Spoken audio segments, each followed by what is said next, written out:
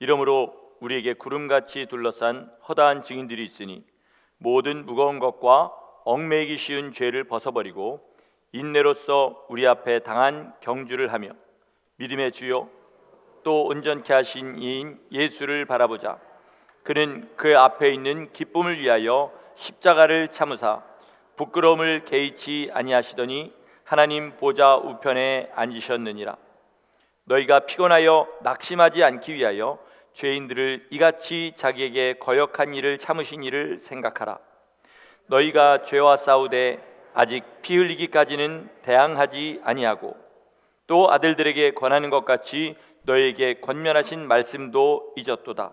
일러스되 내 아들아 주의 징계하심을 경히 여기지 말며 그에게 꾸지람을 받을 때에 낙심하지 말라. 주께서 그 사랑하시는 자를 징계하시고 그가 받아들이시는 아들마다 채찍질 하심이라 하였으니 너희가 참음은 징계를 받기 위함이라. 하나님이 아들과 같이 너희를 대우하시나니 어찌 아버지가 징계하지 않는 아들이 있으리요.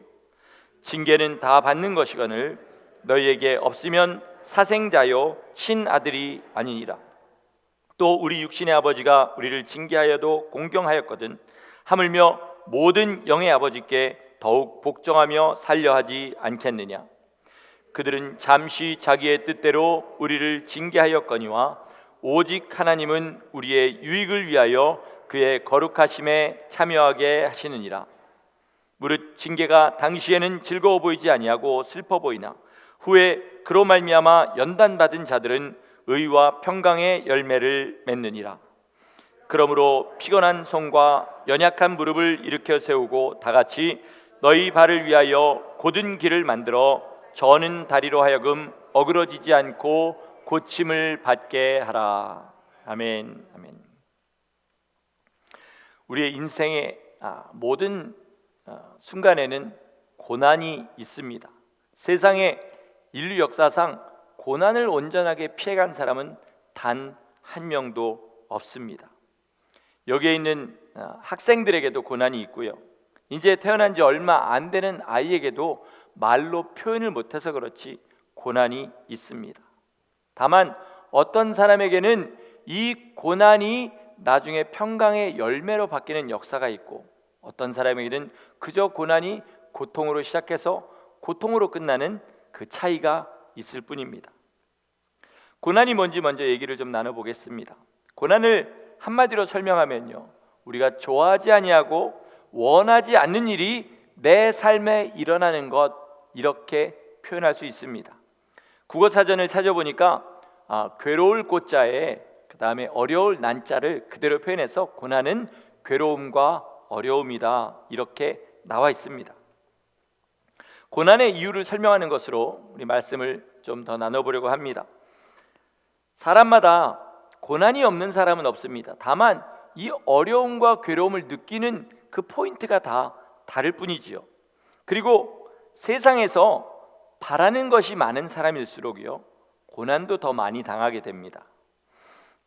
입맛이 좀 까다롭고 특이한 사람은요, 그 입맛 때문에 입맛이 좋은 사람들보다는 많은 고난을 받게 됩니다. 그 입맛으로 맛없는 게 얼마나 많겠습니까? 그리고 그걸 억지로 먹어야 될 일도 있으니까 고난스러운 것이지요. 또 성격이 특이하고 까다로운 사람일수록 원만한 사람보다 인간관계에서 많은 고난을 겪게 됩니다. 그 성격을 싫어하는 사람이 많기 때문에 그렇습니다. 무슨 말이냐면 고난의 이유는 대부분 자기 안에 있는 문제라는 것입니다. 제가 어렸을 때 본 그 만화가 있는데 워낙 이게 말도 안 되는 내용이라 재미도 없는 만화임에도 불구하고 제 머릿속에 남아있는 게 있어요. 그건 뭐냐면 만화의 주인공이 어떤 다른 나라에 갔는데 그 나라에 보니까 자동차 바퀴가 사각형입니다. 그래가지고 동그란 바퀴를 발명해서 부자가 되었다는 그런 말도 안 되는 만화를 본 기억이 있습니다. 자동차 바퀴가 네모난 건 없겠지만요, 네모나다고 한번 생각해 보겠습니다. 그러면 어떻게 될까요? 돌 때마다 쿵쾅쿵쾅 거리겠죠. 동그란 바퀴는 길만 괜찮으면 아무런 움직이는 느낌 없이 부드럽게 그렇게 느껴질 겁니다. 제가 무슨 얘기를 하는 걸까요? 생긴 대로 고난을 받는다는 겁니다. 우리 고난은 다 생긴 대로 받는다는 것이죠. 야고보서 1장은 이걸 증명합니다. 사람이 시험에 들고 고난받는 것은 무엇 때문이라고 얘기합니까? 야고보서 1장에서 자기의 욕심 때문이다 이렇게 이야기해요. 사람이 시험에 드는 것은 욕심 때문이라는 거죠. 사기당하는 사람은 왜 사기당합니까? 이런저런 이야기를 다 이유를 대도요, 사기당하는 가장 근본적인 이유는 돈 욕심 때문에 사기당합니다. 조금이라도 더 가져보려고 하다가 반대로 속는 것이죠. 또 한국에서 종종 들려오는 뉴스 중에 하나가 뭐냐면 성형수술하다가 깨어나지 못하고 죽은 그런 사람들의 이야기가 1년에 한두 번씩 이렇게 들려옵니다. 뭐 불법 시술이니 의료사고니 이런 얘기를 댈 수 있겠지만요, 가장 근본적인 이유를 대면 뭡니까? 아름다움에 대한 욕심 때문에 그렇게 되는 거죠. 그냥 하나님이 주신 외모에 만족하고 그냥 생긴 대로 살겠다고 작정하는 사람은 절대로 그런 일을 당할 이유가 없는 것이죠. 반대로 얘기하면요, 욕심이 적을수록 시험과 고난에 빠질 일은 더 적어지고요, 욕심이 많으면 많을수록 시험과 고난에 빠질 일이 더 많아진다는 것입니다. 그런데 하나님께서는 이런 욕심을 가지고 사는 사람들이 고난을 당할 수밖에 없게끔 이렇게 세상을 만드셨을까요? 그것은 오늘 본문에 답이 있는데, 하나님께서 우리의 아버지시기 때문에 그렇습니다. 사랑으로 우리를 징계하시는 것이죠. 사무엘하 7장 14절은요 이걸 좀 더 자세하게 설명하는데요, 제가 읽어드릴 테니까 한번 들어보시기 바랍니다. 나는 그 아비가 되고 그는 내 아들이 되리니 저가 만일 죄를 범하면 내가 사람 막대기와 인생 채찍으로 징계하려니와, 이렇게 말씀하십니다. 하나님이 우리의 아버지시기 때문에 우리가 편안하게 죄에 빠져서 멸망하는 것을 보고 계실 수가 없는 것입니다. 아직 부모가 되어보지 못한 학생들은 자기 부모님들이 야단치는 게 좀 이해가 안 될 때도 있을 겁니다. 때로는 좀 이치에 맞지 않게 그렇게 화를 낼 때도 부모님들이 있지요. 그러나 부모 입장이 되면 왜 그러는지 알 수 있습니다. 남의 자식은요 좀 잘못하고 좀 사고를 치고 이래도 아유 그놈 참 남자답다 뭐 등등 이런 식으로 칭찬을 해주고 웃어 넘깁니다. 그런데 내 자식은 작은 거 하나 잘못해도 그냥 넘기지 못하고 싫은 소리를 하고 벌을 주게 되는데, 그 이유는 뭘까요? 남의 자식을 이러쿵저러쿵 얘기하는 것도 옳지 않지만요, 남의 자식은 남의 자식이니까 내 자식보다는 덜 사랑하는 겁니다. 내 자식을 그렇게 하는 이유는 뭐죠? 오직 사랑하기 때문에 그런 것이죠.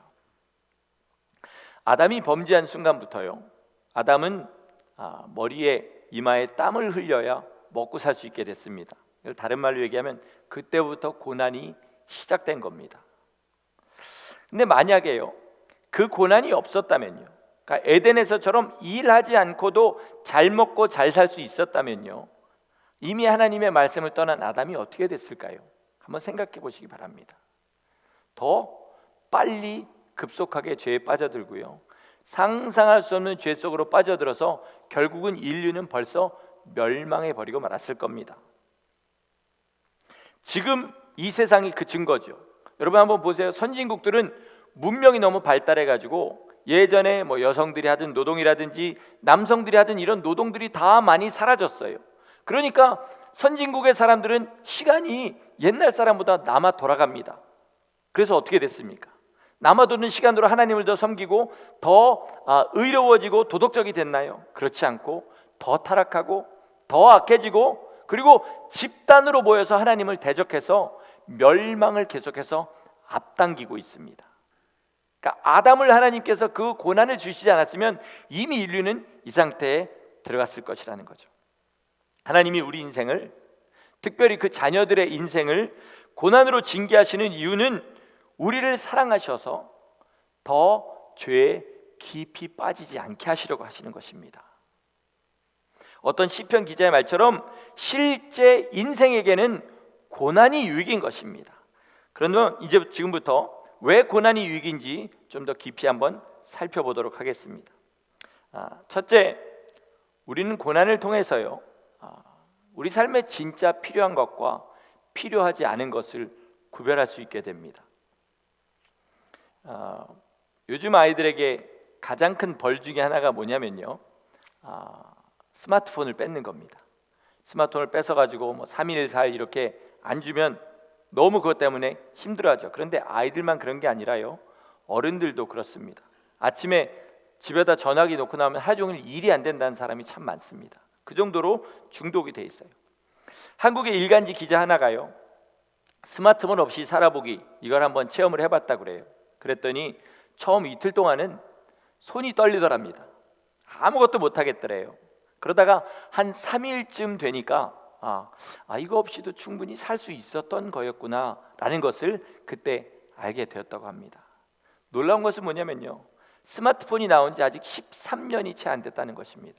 제 나이 38살 때 나왔습니다.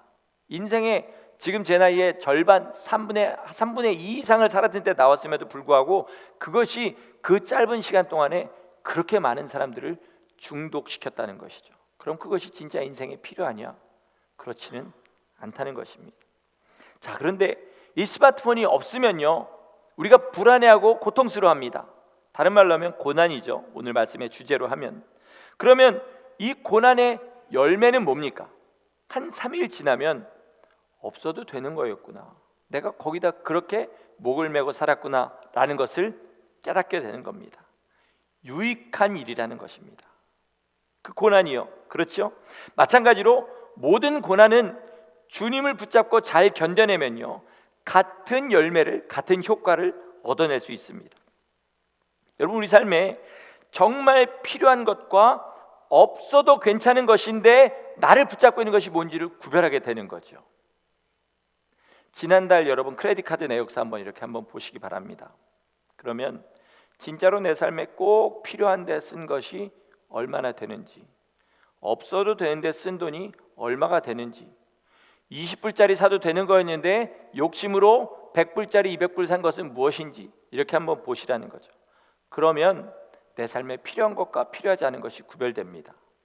만약에 내가 필요하지 않은 것에 돈을 많이 썼다면 그 돈 벌려고 고생한 모든 시간도 결국은 뭐예요? 헛수고 했다는 것입니다. 이것을 고난을 통해서 가려낼 수 있게 됩니다. 이게 바로 고난의 첫 번째 유익입니다. 고난의 두 번째 유익은 뭐냐면 인생이 덧없다는 것을 깨달아 알게 되는 것입니다. 우리 내가 무슨 영광을 보겠다고 이런 말 많이 하시는데, 이때 주로 이제 삶에 고난이 왔을 때 그것을 깨닫고 말을 하게 되죠. 제가 고등학교 들어갈 무렵부터 집안이 좀 어렵구나라는 것을 제가 느낄 수 있었습니다. 그 전까지는 뭐 부유했는데 문제는 이미 그 전부터 시작됐는데, 제가 고등학교 들어갈 때쯤에야 우리 집이 경제적으로 굉장히 어렵구나라는 것을 피부에 와닿게 깨닫게 됐어요. 그리고 나서 이제 집안이 점점 더 휘청거릴 그런 푹푹 쓰러져가는 사건들이 몇 개 지나고 나서 제 마음에 이런 생각이 들었습니다. 인생이 이렇게 어려운 거였나? 그럼 혹시라도 내가 성공한다 그래봐야 보장되는 게 없네. 결국은 돈 좀 벌고 좀 마음에 드는 짝 만나서 아이들 낳고 살다 보면 나도 어느새 늙고 죽게 되는 거잖아. 와, 인생 진짜 아무것도 없네. 제가 고등학교 2학년 때 그것을 깨달았으니까 비교적 조숙했던 것 같습니다. 고통이 오니까 그걸 깨달아 알게 되더라고요. 어떤 사람들은 이런 걸 느낄 때 자살의 충동을 느낀다고 합니다. 그러나 어떤 사람들은 세상에서 이렇게 고난 당할 때에 이 세상이 덧없구나, 세상에서 잘 먹고 잘 사는 게 삶의 목적이 아니구나 라는 것을 깨닫게 된다는 거죠.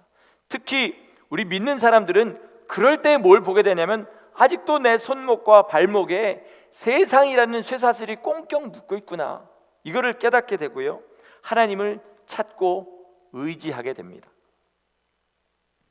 여러분, 지난날에 한번 돌아보세요. 세상에서 잘 될 때 주님을 간절한 마음으로 찾아보신 적 있습니까? 아마 없을 겁니다. 항상 우리가 하나님을 간절하게 찾을 때는 언제요? 고난 당할 때입니다. 고난을 원하는 사람은 이 중에 한 사람도 없겠지만, 고난 없이 덧없는 세상을 사랑하며 살다가 그 인생이 멸망하는 것보다는 고난 가운데서 하나님의 살아가심을 깨닫고 이 세상이 덧없다는 것을 깨달아서 하나님 앞에 나가게 되는 것이 100배 1000배 대 축복된 일인 것을 깨닫기를 축원합니다. 셋째, 고난을 겪을 때요, 우리는 우리의 실체를 알게 됩니다. 우리의 실체를 알게 돼요. 그것은 뭐냐면 무능하고 무기력하다는 것입니다. 세상에서 건강하고 하는 일이 잘 되고 주위에 특별히 속썩이는 사람 없을 때요, 그때는 내가 뭐라도 할 수 있을 것 같습니다. 뭘 해도 성공할 것 같아요. 죽지도 않을 것 같은 그런 생각마저도 듭니다. 그런데 병에 걸린다든지 가까운 사람이 속을 썩인다든지 이런 일이 생기게 되면요, 그때 내가 할 수 있는 일이 아무것도 없구나 라는 것을 깨달아게 됩니다. 다들 경험해 보셨죠? 내가 감기라도 걸려가지고 끙끙 앓아 누웠을 때라든지, 저도 2년 전에 경험했지만 가까운 식구가 병에 걸려서 죽게 되었을 때 내가 가진 돈이 소용이 있던가요? 내가 세상에서 공부하고 머릿속에 담아놓은 지식들이 어떤 도움이 되던가요? 또 가까운 사람이 속을 썩일 때요, 내가 세상의 지위가 좀 높다고, 내가 세상에 줄이 좀 있다고 그게 조금이라도 도움이 되던가요? 전혀 도움되지 않습니다. 국가는 어떻습니까? 지금 대한민국은 코로나 바이러스 때문에 난리가 났습니다. 사실 대한민국은요, 역사상 어느 때보다도 문명이 발달했고요, 역사상 어느 때보다도 잘 살고 있습니다. 그런데 사실 따지고 보면 우리나라 안에 코로나의 치사율은 0.02%에서 최대치가 0.2%라고 합니다. 그 바이러스 하나 퍼지니까 국가 전체가 고장난 시계처럼 완전히 마비되어 버렸습니다. 이것 때문에요, 지금 많은 자영업자들이 퍽퍽 쓰러져 나가고 있고요, 중소기업들은 도산할 위기에 처해 있습니다. 대한민국의 눈부신 문명이나 경제 발전이 아무 소용이 없는 겁니다. 무기력한 것이죠. 세계는 어떠냐면요, 지난 한 주간 세계 증권시장에서 없어진 돈이 자그마치 얼마냐면요, 5조 6천억 불.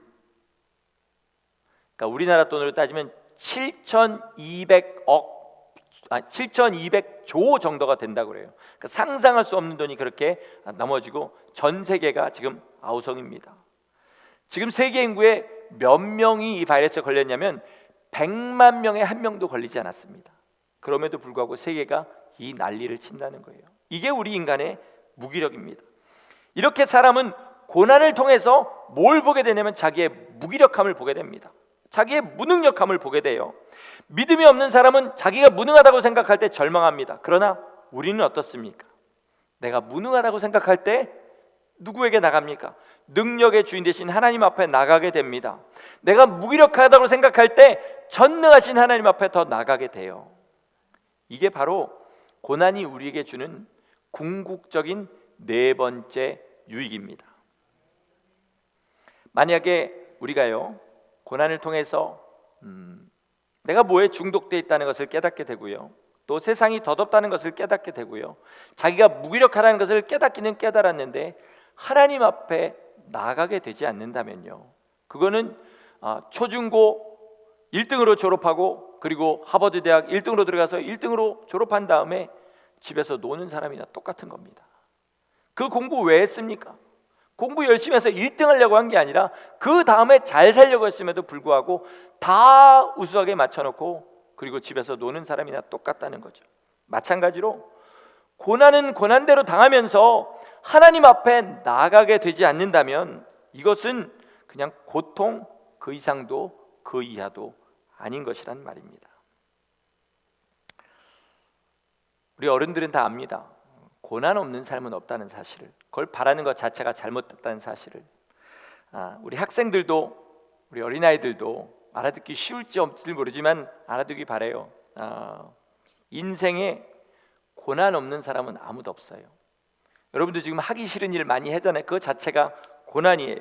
내가 꿈을 깨서 미안한데 차라리 고난 없는 인생을 바라는 것보다는 산타클로스가 있다고 믿는 게 더 나아요. 그 정도로 인생은 고난 없는 사람이 없습니다.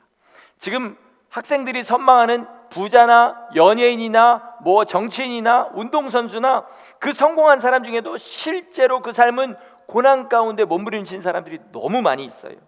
그 사람 중에는 평범한 사람들보다 더 고통 가운데서 죽고 싶어하는 사람들도 있습니다. 지금 이 세상에요, 내 인생이 행복하다고 하는 사람은 고난 가운데 몸부림친 사람의 10명에 1명도 되지 않는다는 사실을 우리는 알아야 됩니다. 자, 그러면 제가 왜 이야기를 할까요? 절망을 가져다 드리려고 이 말을 할까요? 전혀 그렇지 않습니다. 남자든 여자든 어른이든 아이든 간에 여기 계신 모든 분들이 인생의 고난을 통하여 하나님 앞에 나가게 되기를 소원하기 때문에 그렇습니다. 하나님을 알고 믿는 만큼 어떻게 되냐면 삶의 행복보다 훨씬 더 흔한 고난이 뭘로 바뀌게 되냐면 축복으로 바뀌는 역사가 있기 때문에 그렇습니다. 여러분, 이 고난이라는 막대기의 끝을 누가 잡고 계시냐면요, 하나님이 붙잡고 계십니다. 누군가 막대기를 붙잡고 나를 막 때린다고 해보겠습니다. 그 사람이 모르는 사람이면 막 공포에 젖겠지요. 그런데 학교 선생님이라고 해보겠습니다. 미국에선 상상도 안 되지만 저 뭐 어렸을 때 많이 맞았으니까요. 학교 선생님이 때리면 아프기는 하지만 한 5대, 진짜 선생님 하나면 10대 정도 때리면 말겠지, 그러고 맞습니다. 부모님이 때리면 어떨까요? 우리 부모님이 때리면 우리 엄마 아빠가 잘못하면 날 죽일 수도 있겠다, 이렇게 생각한 사람 없고 우리 엄마 아빠가 나를 사랑하니까 이렇게 때리는구나 생각할 겁니다. 하물며 지금 고난의 막대기로 나를 때리고 계시는 분이 나를 사랑하사 그 아들을 십자가에 내주시기까지 그렇게 하신 분이란 사실을 알게 된다면 누가 고난의 순간에 공포에 쪄들어가지고 그렇게 벌벌 떨겠습니까? 성도 여러분, 삶의 모든 고난의 순간에 그 끝을 붙잡고 계시는 하나님을 만나시는 복을 받으시기를 예수 이름으로 축원합니다. 내가 원하는 대로 돌아가는 것이 축복이 아니고요, 또 내가 원하지 않는 대로 세상이 어렵다고 해서 그것이 반드시 하나님의 저주도 아닙니다. 그러나 분명한 것은 뭐냐면 성도의 삶에 우연은 없다라는 것입니다. 하나님께서 그 모든 것들을 다 주관하고 계십니다. 그러면요, 이 고난을 축복으로 만드는 방법도 하나님께서 성경에 가르쳐 주셨겠지요. 오늘 읽은 본문의 말씀에 그 말씀이 있습니다. 첫째는 본문 2절의 말씀입니다. 우리 같이 한번 읽어보겠습니다. 시작.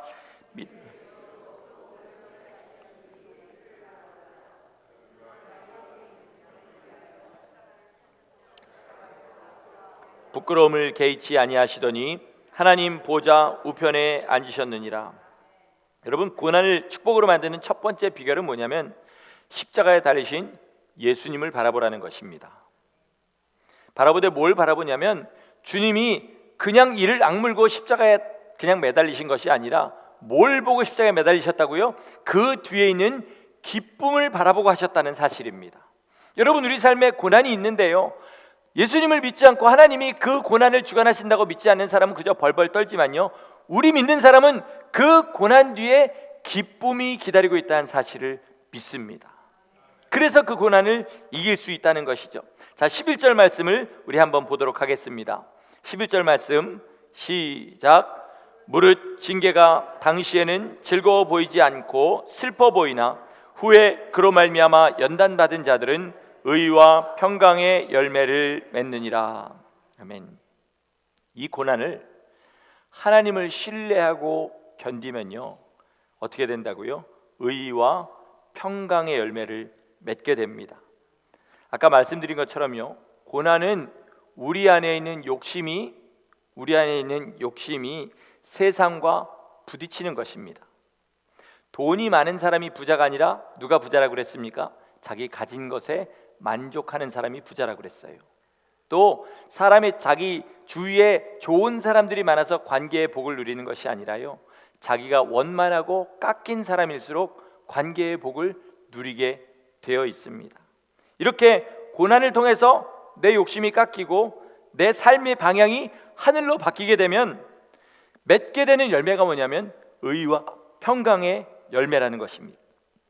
말씀을 마치면서 제가 마지막으로 드리고 싶은 말이 있는데요, 이 모든 고난의 타겟은 누구냐면 우리 자신입니다. 우리의 삶에 고난이 옵니까? 하나님께서 타겟팅 하시는 것은 다른 어떤 사람이 아니라 바로 나 자신이라는 사실을 아시기 바랍니다. 더 정확하게 말하면요, 내 안에 있는 남아있는 세상의 욕심과 깎이지 않은 자아를 하나님께서 타겟팅을 하신다는 것입니다. 그것들이 깎이고 지워지는 만큼 우리는 세상에서 의와 평강의 열매를 누리게 됩니다. 내 안에 욕심이 없을 때 가진 것으로 만족하는 세상의 부자도 누리지 못하는 그 만족함을 누리게 되는 것이죠. 그러나 고난의 순간에 자기 욕심과 자아를 꺾지 않고 자기 자존심을 꺾지 않고 항상 남을 원망하는 사람들이 있습니다. 이런 사람들은 하나님께서 고난을 주셔도 아무 열매도 맺지 못하는 거죠. 주스를 짜보셨는지 모르겠는데요, 어떤 과일은요, 사람 머리만한 과일인데 주석이에 집어넣으면 한 잔도 채 주스가 나오지 않는 그런 과일도 있습니다. 근데 어떤 과일은 딱 주먹만한 거 하나 집어넣으면 한 잔이 나오는 그런 과일도 있어요. 똑같은 고난을 당했는데요, 믿음으로 주님을 신뢰하고 그 고난을 이기는 사람들은 삶의 그런 아름다운 열매들이 알알이 맺히지만은 고난의 순간에 남을 탓하고 남을 원망하고 자기를 바라보지 못하는 사람은 아무리 큰 고난을 당해도 삶에서 아무런 열매도 맺지 못한다는 것입니다. 여러분, 우리의 삶의 모든 것을 붙잡고 계시는 주님을 알고 믿고 의지하면서 고난을 통과하시기를 예수 이름으로 축원합니다. 우리의 삶의 많은 부분, 정말 우리가 하고 싶어서 하는 일보다는 하기 싫은데 한 일이 더 많지 않습니까? 그게 다 고난인데 그 고난들을 통하여서 하나님이 주시는 의와 평강의 열매를 맺는 복된 성도들 되시기를 예수 이름으로 간절히 축원합니다. 아멘. 기도하시겠습니다.